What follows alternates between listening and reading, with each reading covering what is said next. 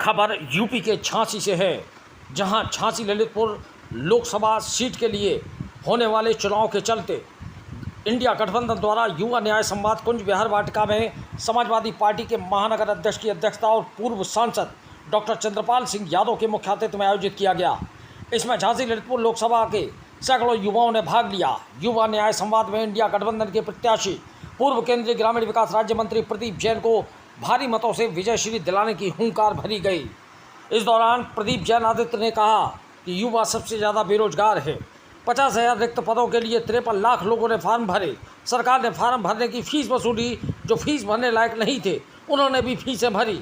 युवाओं को ट्रेन में धक्के खिलवाए गए, सड़कों पर सुलवाया गया, समय बर्बाद करवाया गया और फिर पेपर लीक करके युवाओं के सपनों पर पानी फेर दिया गया। सरकार पेपर लीक जानबूझकर करवाती है ताकि रोजगार न देना पड़े। इस सरकार में सभी के साथ अन्याय हो रहा है, लेकिन सबसे ज़्यादा अन्याय युवाओं के साथ हो रहा है। युवाओं के नेतृत्व को पंगु बनाया जा रहा है। गठबंधन सरकार ने पेपर लीक ना होने के लिए नया कानून बनाने का वादा किया है। यहाँ तक कि हमने भर्ती का अभी से अपना रोड मैप अपने घोषणा पत्र के साथ जारी कर दिया है कि गठबंधन की जैसे ही सरकार बनती है हम निर्धारित समय पर 30 लाख पदों को भरेंगे। उन्होंने कहा कि युवा ही धारा को बदल सकता है।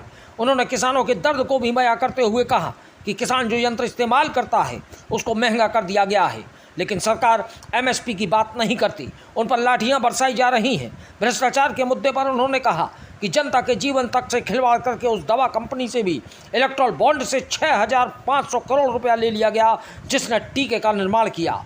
उन्होंने कहा कि पहले चरण के मतदान में इंडिया गठबंधन को बढ़त मिल रही है, इसलिए ऐसे वक्तव्य दिए जा रहे हैं कि आपकी समझ में ही नहीं आएगा कि क्या कहा जा रहा है। ये खुद दलितों से आरक्षण छीनना चाहते हैं। ये सिर्फ हिंदू मुस्लिम के नाम पर चुनाव लड़ने का प्लान बना रहे हैं। देश से भ्रष्टाचार मिटाना होगा, छात्रों को न्याय दिलाना होगा, महिलाओं की सुरक्षा सुनिश्चित करनी होगी, किसानों को एमएसपी दिलानी होगी। आपकी परीक्षा की घड़ी है, युवा ही धारा को मोड़ सकता है, बदल सकता है। उन्होंने कहा कि शिक्षा महंगी होती जा रही है, लेकिन सांसद इसकी आवाज़ नहीं उठाएंगे क्योंकि वे खुद ही शिक्षा का व्यापार करते हैं। एनजीटी 15,000 मकान तोड़ने जा रही है, लेकिन किसी ने भी कोई आवाज़ नहीं उठाई। उन्होंने सीधे सीधे वर्तमान सांसद पर निशाना साधते हुए कहा कि अनुराग शर्मा गिनकर बताएं कि कितने युवाओं को उन्होंने नौकरियां दिलवाई हैं। वो बताएं कि युवाओं के साथ उन्होंने क्या न्याय किया है। शहर अध्यक्ष मनोज गुप्ता ने कहा कि नरेंद्र मोदी जो कुछ कर रहे हैं ठीक कर रहे हैं, क्योंकि वो अडानी और अंबानी के अधीनस्थ काम कर रहे हैं और अधीनस्थ मालिक के आदेशों का पालन करेगा। मालिक के आदेशों का पालन करना अधीनस्थ का धर्म होता है और वह अपना धर्म निभा रहे हैं।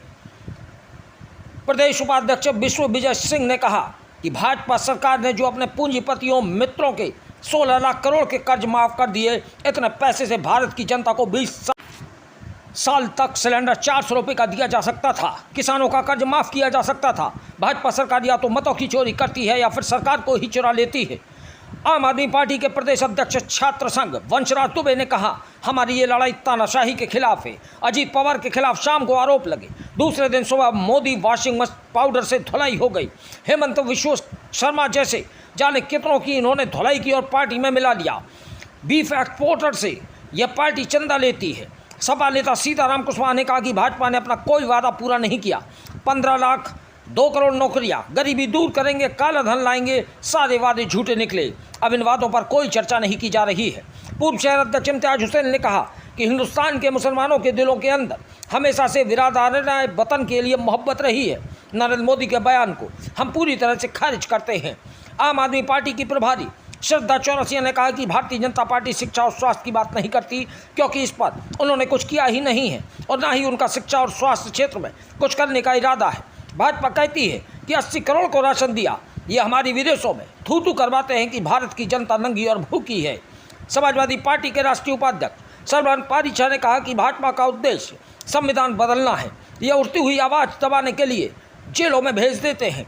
यूथ कांग्रेस के प्रवक्ता युवराज सिंह यादव ने कहा कि रोजगार दफ्तर अब प्राइवेट कंपनियों के हो गए हैं। रोजगार दफ्तर से प्राइवेट नौकरियां भी नहीं मिल रही हैं। गठबंधन की सरकार बनते ही 30 लाख भर्तियां फौरन की जाएंगी। 5,000 करोड़ का स्टार्टअप, 1 साल का प्रशिक्षण में 1 लाख का भुगतान और पेपर लीक ना हो, इसके लिए कानून बनाया जाएगा।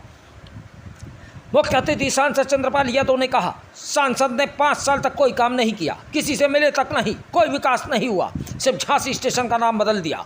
फ्लाईओवर समाजवादी पार्टी ने बनवाया और नाम उन्होंने लिख दिया। वह जनता के बीच ही नहीं है, उन्हें अपने वोट की ताकत बताइए। सपा के महानगर अध्यक्ष ने कहा, प्रदीप जैनादित्य को बुंदेलखंड का गांधी कहा जा सकता है। सरल स्वभाव के स्वच्छ छवि के व्यक्तित्व के धनी प्रदीप जैनादित्य को भारी मतों से विजयश्री सुनिश्चित करने हेतु हम सब संकल्पबद्ध हैं। मुलायम सिंह यूथ ब्रिगेड के अध्यक्ष अनिकेत चौधरी, अयान अली हाशमी, सैयद अली, अंकित परिहार, चंद्रांश गुप्ता, इमरान अहमद मकरानी, साजिद अली ने भी सभा को संबोधित किया।